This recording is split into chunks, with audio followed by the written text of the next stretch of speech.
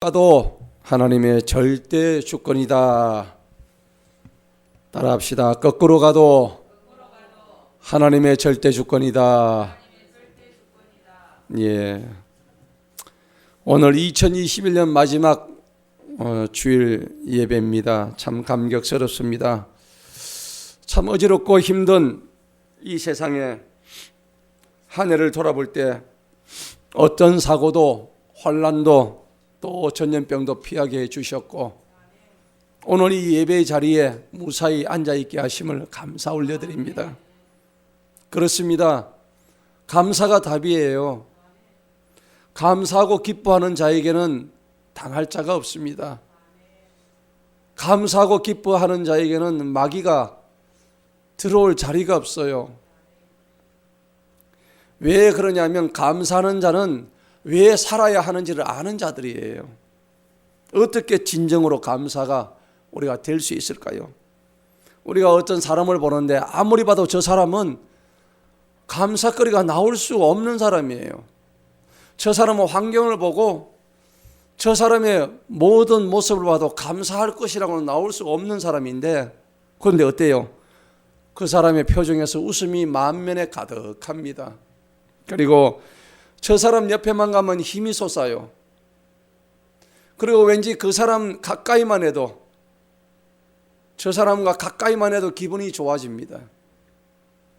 그리고 저 사람 때문에 우리 가정이 건강해지고 또 저 사람 때문에 우리 직장이 밝아지고 저 사람 때문에 우리 교회가 번성하게 되는 것입니다. 그리고 저 사람 때문에 내가 예수 믿고 싶어지는 거예요. 그리고 저 사람 보면은 진짜로 하나님이 살아있는 것 같다. 이게 느껴지는 거예요. 이걸 우리는 복음의 비결이라고 말하는 겁니다. 따라합시다. 복음의 비결은 감사와 기쁨에 있다. 그렇습니다. 아무것도 없는 것 같지만은 사도 바울은 나는 모든 것을 가진 자로다. 이렇게 고백을 했어요. 그런 자 다 되시기를 축원합니다. 그런 자들은 환경과 문제에 상관이 없습니다. 그러니까 삶이 밝고 활기가 차고 행복하고 윤기가 흐릅니다. 찰밥을 하면 자르르 윤기가 흐르는지 윤기가 흘러요. 그런데 내가 아무리 많이 가졌다고 할지라도 그런데 감사하지 않는 자는 까칠합니다. 메마릅니다. 건조합니다. 우리가 그런 것을 말하지 않아도 보면 알아요. 2021년 한 해를 지켜주신 우리 하나님께 감사드립시다. 이래도 감사, 저래도 감사, 흥해도 감사, 망해도 감사, 살아도 감사, 죽어도 감사. 이것이 우리의 인생의 제목이 되어야 될 줄로 믿습니다. 그런데 오늘 설교 제목이 뭐예요? 어떻게 가도? 거꾸로 가도 감사해요. 거꾸로 가도 이게 누구의 주권이에요? 하나님의 주권이란 말이에요. 오늘 이게 설교의 제목이에요. 우리 옆 사람한테 감사의 인사를 한번 드려봅시다. 한 해 동안에 감사했습니다. 행복했습니다. 당신이 있어 감사합니다. 저는 또 목자로서 양떼인 여러분들을 보니까 너무 감사해요. 제가 인사 한번 드릴게요. 감사합니다. 여러분 감사하고 사랑합니다. 여러분 화답해 주시니까. 그러니까 여러분들은 또 담임 목사 있어서 감사한 거예요. 여러분들 인사 한번 해봅시다. 목사님 감사합니다. 감사합니다. 이 무익하고 부족한 종을 사랑해 주셔서 목자로 알고 여기까지 따라주신 여러분들을 참으로 존경하고 사랑합니다. 진심으로 감사합니다. 2022년 한 해도 감사가 넘치는 삶이 되기를 진심으로 축복합니다. 오늘 설교 제목이 좀 독특합니다. 거꾸로 가도 하나님의 절대 주권이다. 근데 이 설교 제목에 한 가지 모순이 있어요. 관점이 두 가지가 있습니다. 사람이 보는 관점, 하나님이 보시는 관점이 두 가지 관점이 있어요. 우리는 거꾸로 간다고 생각하는데 하나님 보실 때는 그게 거꾸로가 아니에요. 그래서 두 가지 관점이 이 속에 들어있다는 겁니다. 결론은 뭐냐? 인간이 보기에는 일이 되어가는 모습이 거꾸로 되어가는 것처럼 보이지만 실제 그거는 거꾸로가 아니라는 겁니다. 그것은 하나님의 절대 주권 속에 있다는 것인데 그것을 인정하는 사람이 하나님의 참 성도인 줄 믿습니다. 하나님의 절대 주권이 뭘까? 거꾸로 가는 하나님의 절대 주권이 뭘까? 주권이 여러분 뭐예요? 주인된 권리가 주권이에요. 내가 돈이 100만 원이 있어요. 이 돈을 내 돈이기 때문에 내가 마음대로 쓸 수 있잖아요. 이건 나의 주권이에요. 그렇잖아요. 내가 서울에 살든 부산 살든 어디에 살든 내가 결정하는 거예요. 그게 내 주권이에요. 오늘 내가 예배를 드릴지 내가 예배를 안 드릴지 내가 감사를 할지 안 할지 내 주권이에요. 오늘 그것이 절대 주권으로 나타나는 하나님의 주권이라는 얘기입니다. 그런데 모든 것을 내가 결정하는 이 바로 내가 누구냐는 겁니다. 여러분 성경에는 로마서에 보면 토기장의 비유가 나와요. 토기장이가 손에 진흙을 잔뜩 들고 쪼물락쪼물락 만들어 가지고 금그릇도 만들고 은그릇도 만들고 질그릇도 만듭니다. 또 하나는 사발도 만들고 뚝배기도 만들고 밤에 쓸 요강까지 만드는 거예요. 여러분 어떤 거로 쓰임 받고 싶어요? 금그릇? 아니에요. 요강도 필요합니다. 이게 우리의 모습인 거예요. 우리는 주님의 마치 토기장이 손에 들려진 진흙처럼 우리는 어떻게 만들지 우리는 알 수가 없다는 겁니다. 우리는 절대 주권을 가지신 하나님의 손안에 든 그러한 존재임을 여러분들이 인정하시기 바랍니다. 오늘 먼저 본문 말씀의 배경을 한번 보겠습니다. 이 본문 말씀의 배경은 성경 말씀이기도 하지만은 엄연한 역사서에 나오는 역사적인 현실이에요. 이게 역사서적이 그대로 나오고 있다고요. 여러분 세계 종교의 어느 경전에도 이런 역사가 나오는 게 없어요. 성경밖에 없습니다. 여기에 쓰여진 내용은 거짓말이 아니에요. 전부 사실이고 진실입니다. 하나님의 예언 역사가 예레미야서를 통해서 지금 나타나고 있는데 고대 제국 중에 가장 막강했다고 하는 바벨론 제국이 있었어요. 고대 이 제국 바벨론 제국이 얼마나 막강하냐면 여러분 EBS에서 나오는 공중정원의 비밀이라는 프로그램을 한번 찾아보세요. 그 공중정원 세계 고대 역사의 소위 말하는 4대 비밀 중에 하나가 바벨론의 공중정원이에요. 지금으로부터 약 3,500년 전 얘기예요. 3,500년 전에 어떻게 그렇게 화려한 공중정원을 그 높은 곳에 지을 수가 있느냐 이거죠. 크레인도 없고 타워 크레인도 없고 무엇을 나를 아무것도 없는데 이게 지금 미스터리예요. 그럴 정도로 바벨론 제국은 막강했습니다. 화려했습니다. 인간의 인본주의로 가득 찬 세상이었습니다. 그런데 오늘 그 바벨론을 하나님이 들어서셔가지고 하나님이 택하신 이스라엘을 망하게 하시는 거예요. 여러분 이게 맞을까요? 하나님이 택한 이스라엘을 저 못되고 악랄한 바벨론에 의해서 쓸어버리시는 거예요. 눈물의 선지자 예레미야가 유다 백성들에 대해서 하나님의 경고의 사인을 막 던집니다. 이 예레미야서를 우리가 요즘 계속 읽고 있잖아요. 여러분 읽으니까 제가 오늘 이 대목을 택했어요. 여기 보면 예레미야가 눈물의 선지자, 가장 눈물이 많아요. 저는 예레미야의 심정이 이해가 가는 거예요. 그렇게 얘기를 해도 안 들어요. 이 백성들이 안 듣습니다. 하나님의 경고의 메시지를 듣지 않습니다. 오히려 하나님의 경고를 던지는 예레미야를 죽이려고 하는 거예요. 인간적인 모멸과 온갖 조롱과 학대와 박해를 받는 거예요. 오늘 저는 이 예레미야서를 읽으면서 우리가 지금 살고 있는 이 시대와 지금 사실은 오버랩이 되는 거예요. 같이 중첩돼가지고 저한테 막 다가오는 거예요. 그래서 예레미야 19장부터 오늘 읽었던 우리가 27장까지 쭉 보면은 19장부터 어떤 얘기가 나오냐니까 토기장이 그릇을 깨뜨리는 하나님의 경고의 메시지부터 19장부터 쫙 시작이 돼요. 그래서 유대 백성들의 죄를 하나님께서 응징하겠다고 예언을 하시는 장면이 나오는 거예요. 그런데 바른 말하는 예레미야를 폭행하고 조롱하고 학대하고 멸시하는 그런 모습이 이제 계속 20장부터 또 나와요. 그런데 결국은 21장 가가지고 시드기야 왕 마지막 두 누나를 뽑히고 결국 BC 586년에 바벨론은 결국 망하고 맙니다. 비참하게 멸망당합니다. 그런데 그 멸망당하기 전에 하나님께서 이 예레미야 선지자를 통해서 그 멸망을 예언을 하고 있다는 얘기입니다. 놀랍지 않습니까? 성경은 예언서입니다. 계시입니다. 그런데 이 예언이 하나님이 하신 말씀은 정확하시고 신실하시기 때문에 그 약속의 예언은 반드시 이루어집니다. 근데 이게 신약에 들어오면 어떻게 됩니까? 이 예언의 말씀이 어디서 완결됩니까? 요한계시록에서 완결이 되는 거예요. 그러면 구약에서 하셨던 예언이 신약 시대에 들어와가지고 다 달성이 된 거예요.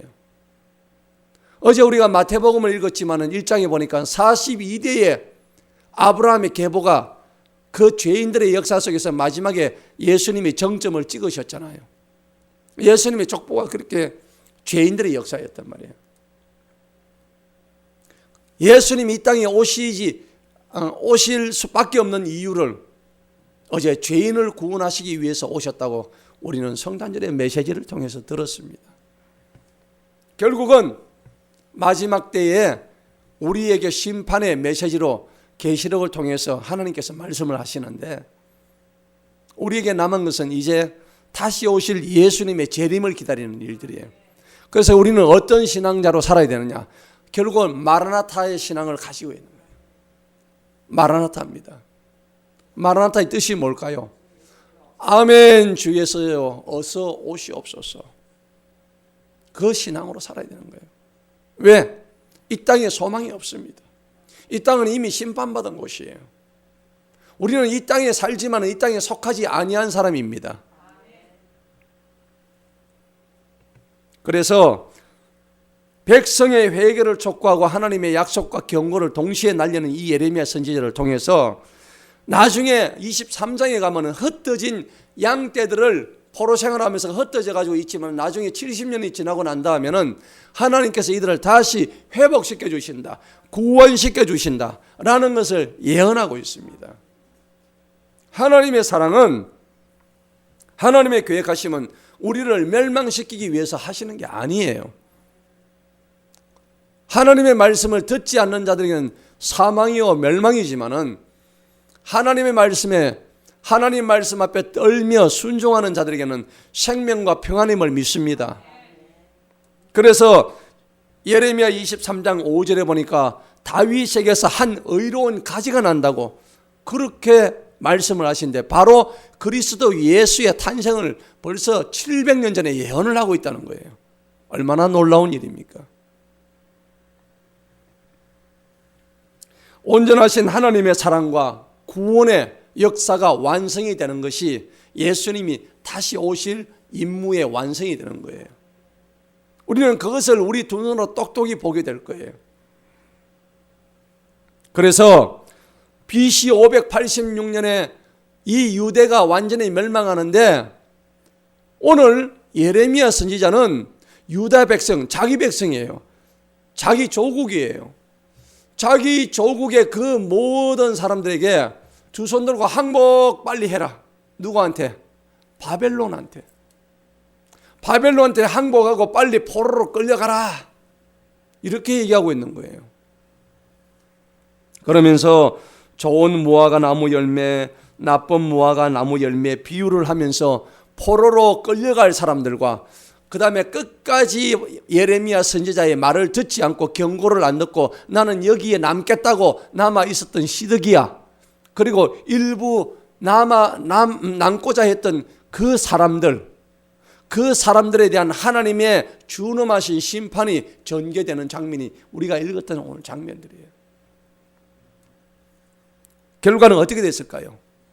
결과는 25장에 보면 선지자를 무시했던 유대 사람들의 70년간의 포로 생활이 끝나고 난 뒤에 바벨론도 멸망당합니다. 그 바벨론도 하나님께서 멸망을 시켜버렸어요. 누구에 의해서 멸망돼요? 페르시아의 고레스 왕에 의해서 완전히 멸망당합니다. 하나님은 고레스 왕을 나의 종이라고 표현하셔요. 느부갓네살 왕도 나의 종이라고 표현을 하셔요. 오늘 우리 본문에 그랬잖아요. 사랑하는 성도 여러분, 백성들에게 회개를 건면했던 이 예레미야 선지자를 잡아가지고 족치고 신문하고 그 다음에 투옥하고 난리를 지기는데 하나님은 그런 걸 허락하지 않으세요. 오늘 27장에 보니까는 줄과 멍에의 비유로 이웃 나라들의 느부갓네살한테 정복당할 것을 계속적으로 예언하고 있는데 이 거짓 선지자들은 아니야, 예레미야 말 듣지 마, 우리 땅은 절대 느부갓네살한테 정복되지 않을 것이야 하고 거짓으로 지금 얘기하고 있는 장면입니다. 성경을 한번 보시겠습니다. 성경을 보게 되면 오늘 5절을 한번 보십시다.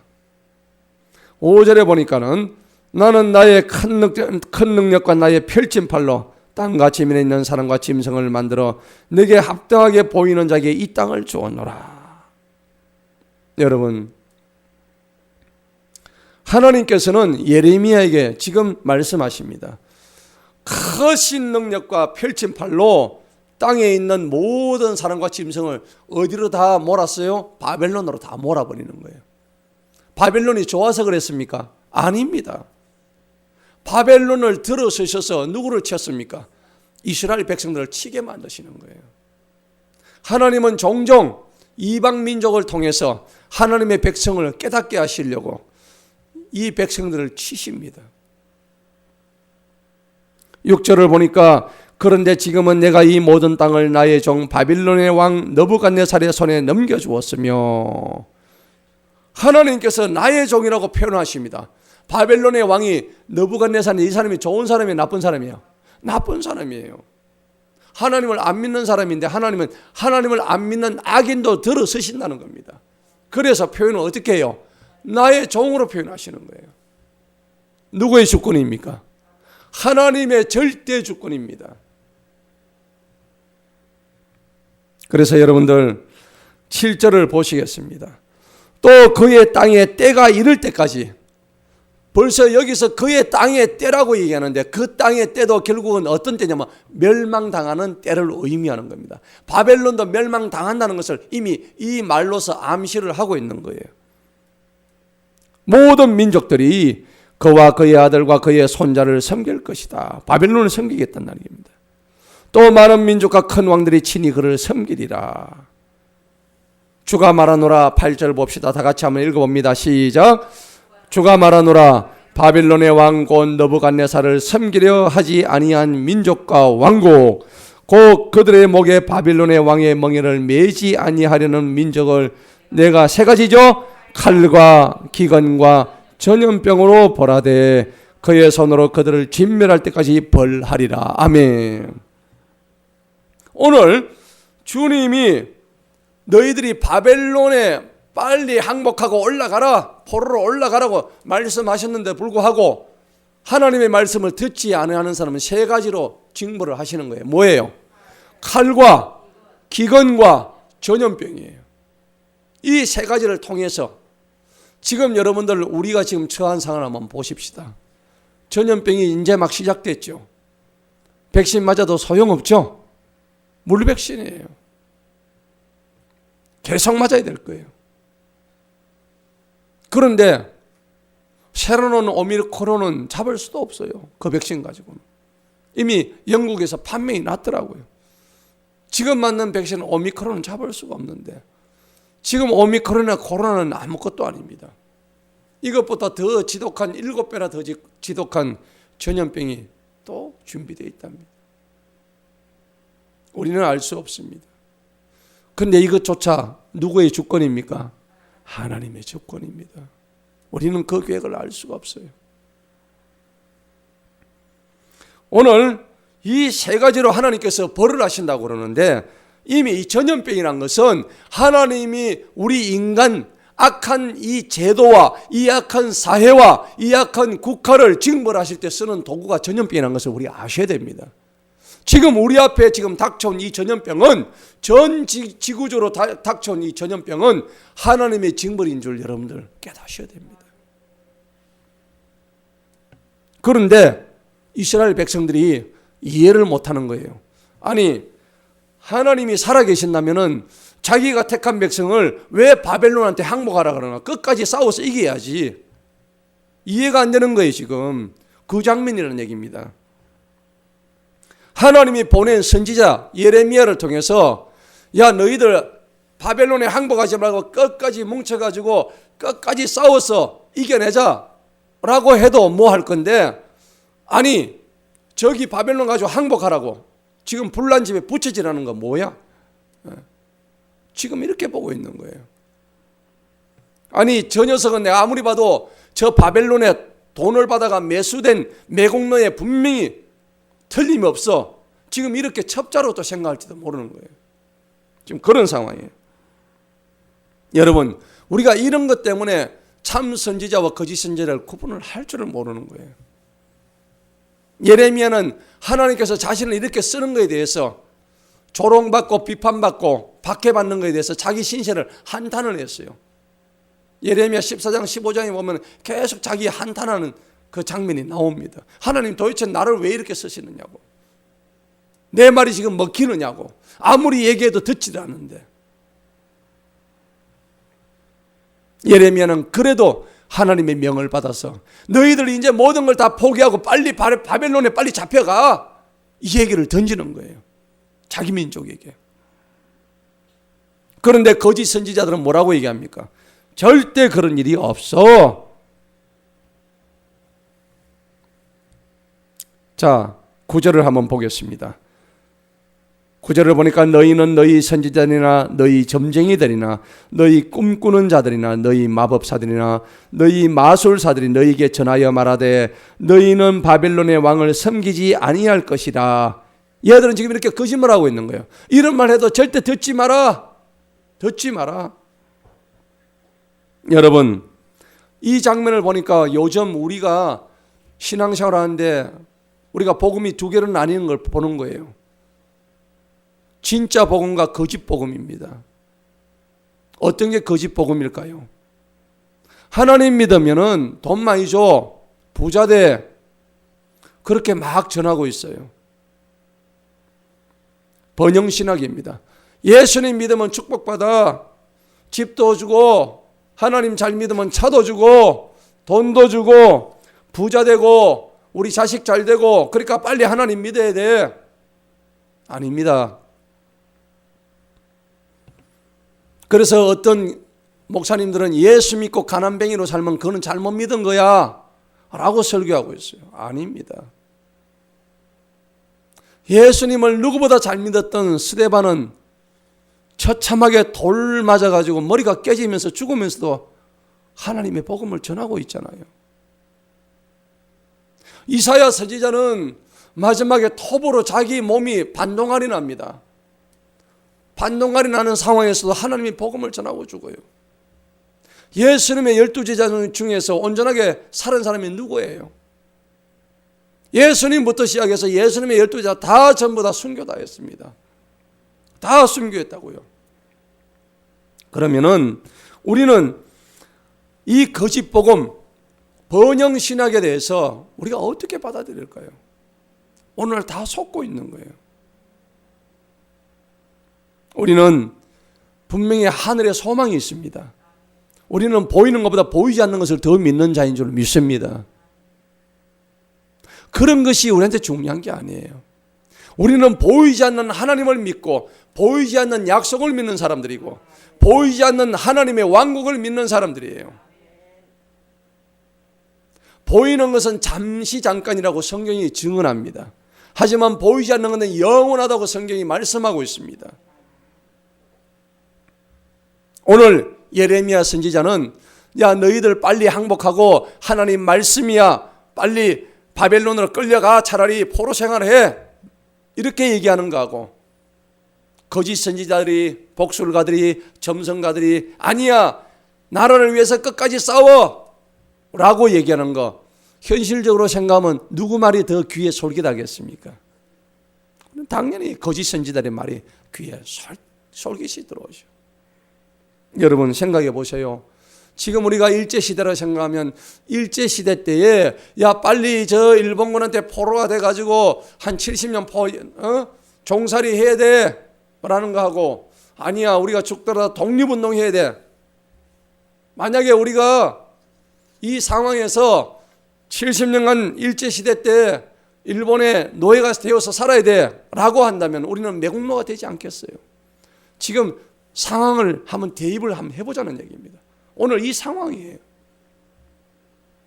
그런데 이 두 가지 상반된 발언 속에서 여러분들은 어떤 입장을 지지하시고 어떤 것에 귀에 더 귀를 기울이시겠습니까? 바벨론 왕에게 항복하라는 예레미야의 소리가 옳은지, 아니면 결코 이 이스라엘은 망하지 않아, 우리가 싸워서 이길 수 있어 라고 하는 말에 우리의 귀를 기울일 것인지, 이때 우리의 영적 분별력이 필요하다는 것입니다.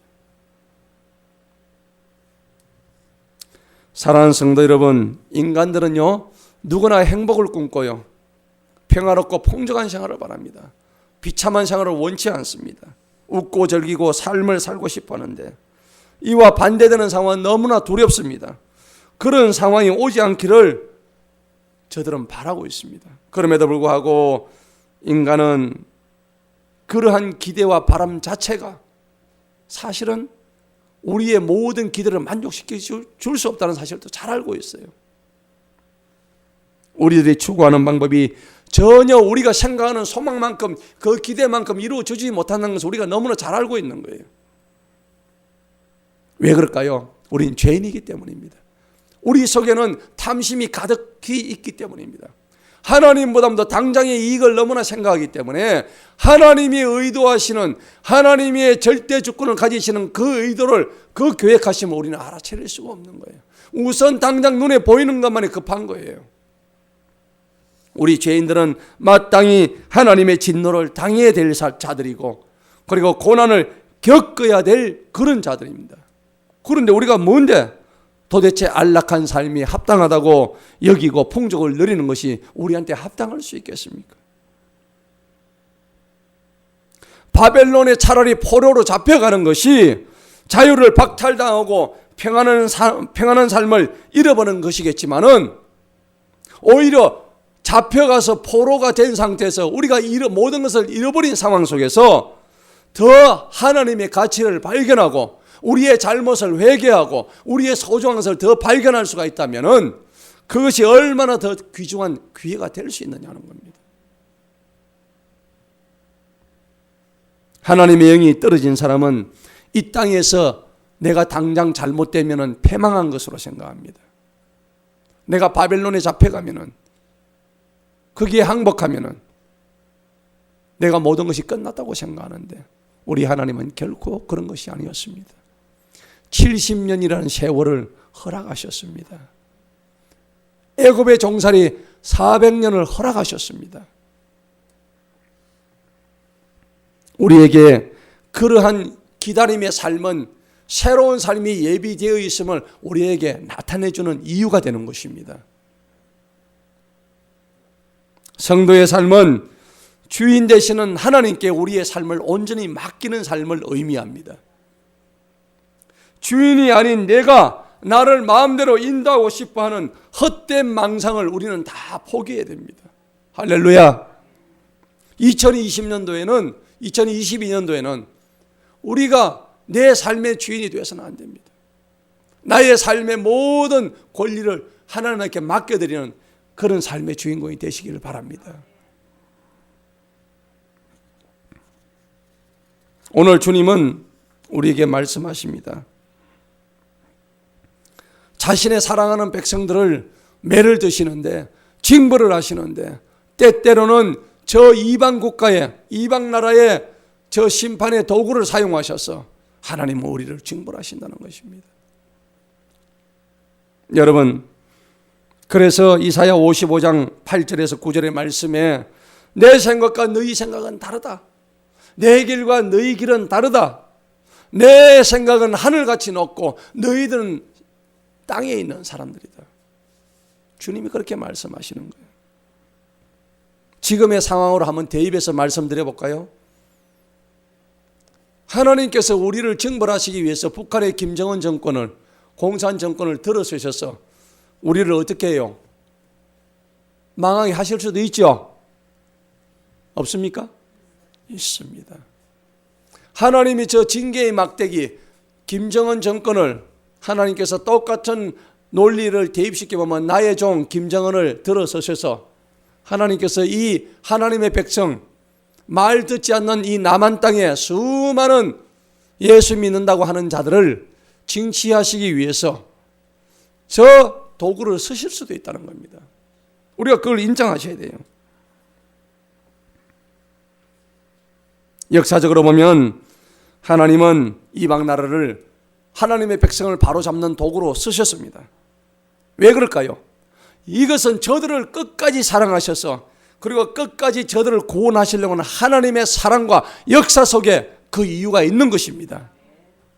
그것은 하나님의 구원의 섭리에 반드시 가운데 있다는 것을 우리가 알아야 됩니다. 결국 70년이 지나니까 어떻게 됐어요?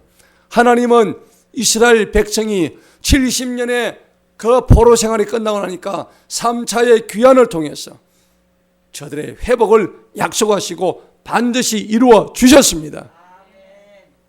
고레서의 칙령에 따라서 바벨론 포로들이 예루살렘으로 돌아오게 하는 역사가 이루어지는 것입니다. 이는 이스라엘의 엄청난 범죄함에도 불구하고 하나님께서 한번 택하시고 약속해 주신 그 구원의 역사, 그 구속사를 하나님께서 이루어 가시고 전개해 가시고 그리고 한치 변함없는 하나님의 사랑으로 신실하심으로 이루어 가시는 것을 우리가 똑똑히 볼 수가 있는 거예요. 그런 역사가 저와 여러분에게 일어나시기를 축원합니다. 그런데 이스라엘로 예루살렘에 돌아온 그 포로들의 운명은 어떻게 했을까요? 회복의 기쁨은 일시적이었어요. 잠시 잠깐이었습니다. 백성은 또 다시 영적 나태로 돌아가고 또 불순종으로 다시 또 옛날로 돌아갑니다. 이게 우리의 모습이에요. 우리가 은혜 받았다고 은혜 속에 놓이는 게 아니에요.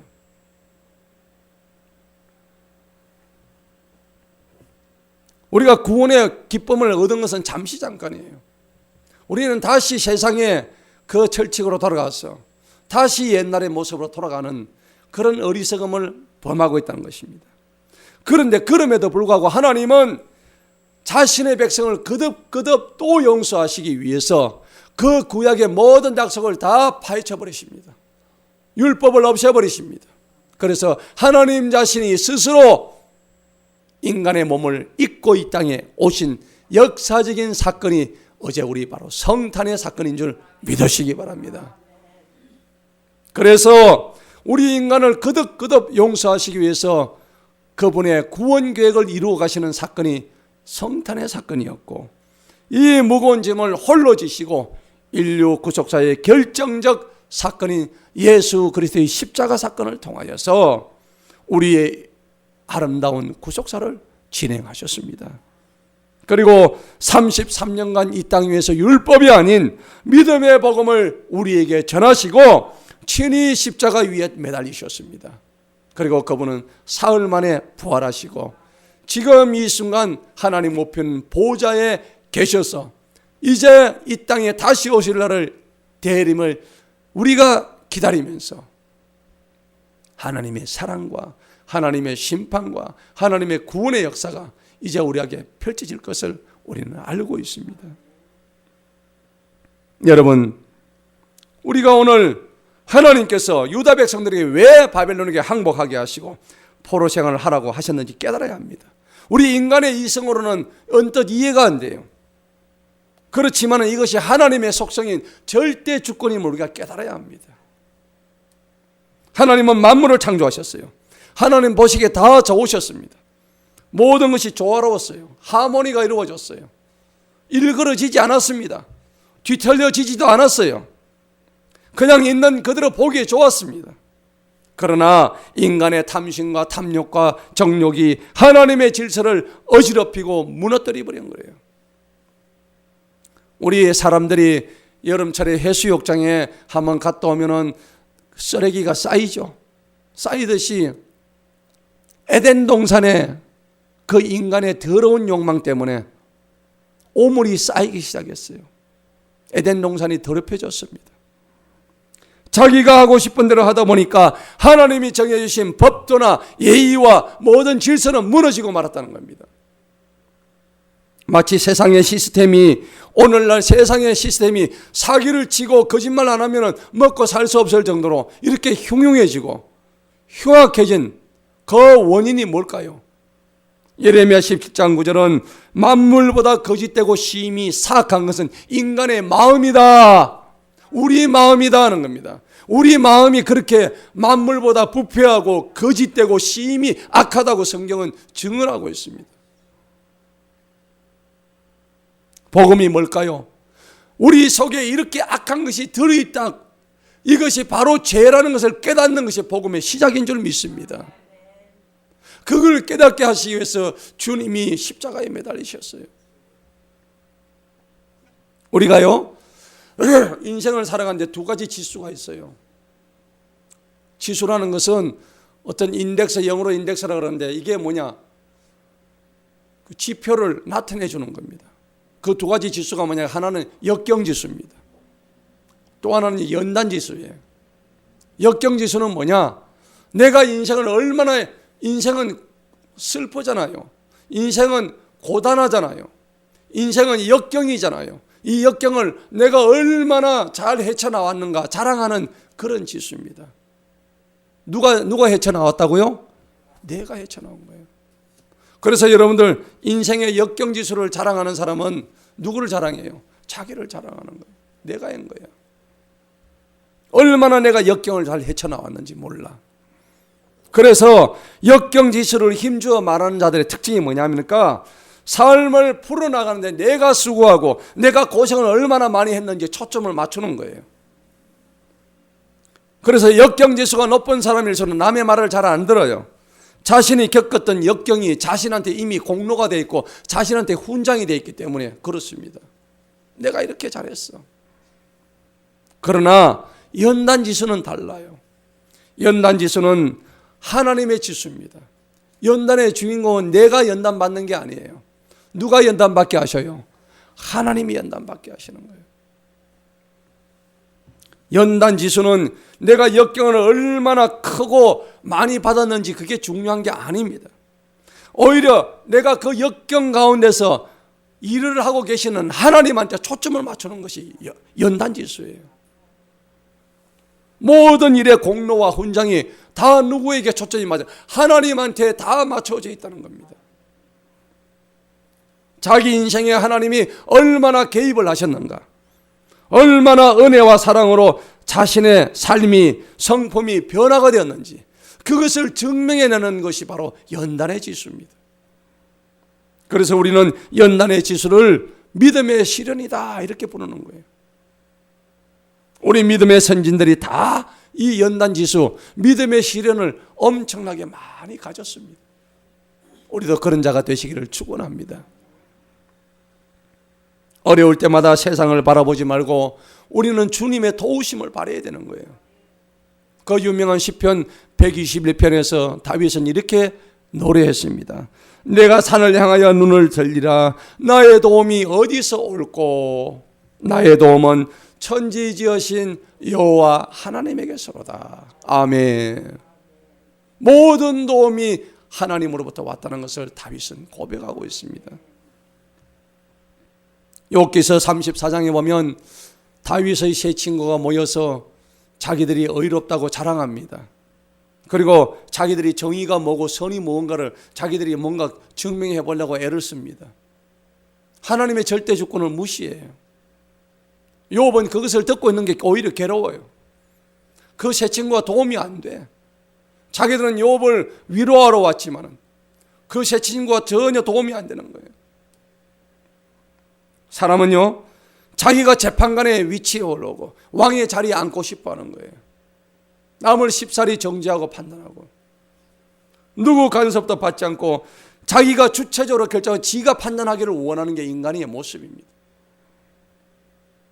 그리고 우리는 실제로 나는 걸을 만한 능력이 있다고 자기가 착각하고 있어요. 아닙니다. 우리는 걸을 만한 능력이 전혀 없는 연약한 존재입니다. 죄로 인해서 철저하게 깨어진 무능한 존재일 뿐입니다. 무익한 존재일 뿐입니다. 이것을 깨닫지도 못한 채 우리끼리 도모하는 모든 행위는 전부 실패로 귀결되고 마는 것입니다. 하나님을 배제하는 행위 자체가 모든 것이 죄인 줄 알아야 합니다. 성도는 하나님의 능하신 아래에서 겸손해야 합니다. 아무리 왕이나 귀인이나 부자라도 하나님 앞에서는 아무것도 아닙니다. 정말 먼지만큼도 못한 존재일 뿐입니다. 이 세상의 권세자들 하나님 앞에 아무것도 아닙니다. 아무리 세력을 떨치고 부귀를 자랑해도 한순간일 뿐입니다. 낙담하지 마시기 바랍니다. 실망하지 마시기 바랍니다. 하나님이 하시면 한순간에 뒤집어 버리시는 역전의 하나님이신 것을 믿으시기 바랍니다. 사람이 아무리 어렵게 살았다 하더라도 하나님 앞에서는 죄인이라는 사실입니다. 나를 향하신 하나님의 계획은 완전하시다. 그 고백을 하시는 저와 여러분 되시기를 축원합니다. 거꾸로 가도 하나님은 완전하신 것입니다. 바로 가도 완전하시고 거꾸로 가도 완전하시고 지금 가도 완전하시고 내일 가도 완전하시고 언제 가셔도 하나님은 당신의 계획을 완전히 이루어 주시는 분이십니다. 문제는 뭐냐? 내가 하나님을 제대로 믿고 있느냐? 내가 하나님한테 접붙여진 그런 사람인가? 나는 줄기에 붙어있는 가지인가? 그것이 가장 중요하다는 겁니다. 조롱을 당하고 돌맞고 매맞고 갇히고 죽임을 당해도 3일 만에 부활하시고 우리에게 생명 되시고 권능 되시고 사랑 되시고 은혜 되신 그 주님한테 붙어있는 것이 그것이 은혜인 것입니다. 우리 하나님은 절대의 주권을 가지고 계신 분입니다. 지혜를 가지고 계시고 지식이 있으시고 긍휼하시고 사랑하시고 선하시고 온유하시고 우리에게 권위를 가지고 계시고 진정한 섭리를 가지고 계신 분이십니다. 그분 앞에서 우리의 구원을 잠잠히 기다리는 저와 여러분 되시기를 축원합니다. 성도 여러분, 올 한 해도 모두 정말 수고 많으셨습니다. 정말 감사하시기 바랍니다. 2020년 한 해는 거꾸로 가도 하나님 절대 주권 앞에서 무릎 꿇기 바랍니다. 그래서 완전하신 나의 주님, 그분의 의를 이 땅에서 이룰 때에 우리의 신앙이 완전히 이루어질 줄 믿습니다. 그런 저와 여러분이 되시기를 간절히 축원합니다. 우리 찬양 하나 합시다. 완전하신 나의 주. 한번 봅시다. 저 찬양하시죠? 완전하신 나의 주, 의의 길로 날 인도하소서. 행하신 모든 일 주님의 영광 다 경배합니다.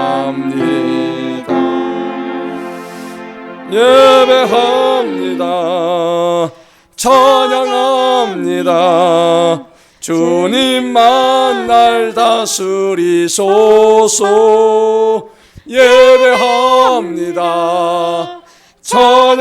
찬양합니다. 주님 홀로 높임 받으소서. 한 번 더 완전하신 나의 주, 의의 길로 날 인도하소서. 행하신 모든 일 주님의 영광 다 경배합니다. 예배합니다. 찬양합니다. 주님만 날 다스리소서. 예배합니다. 찬양합니다. 감사합니다. 주님 홀로 높임 받으소서. 아멘. 우리 시간에 통성으로 한번 기도하십시다.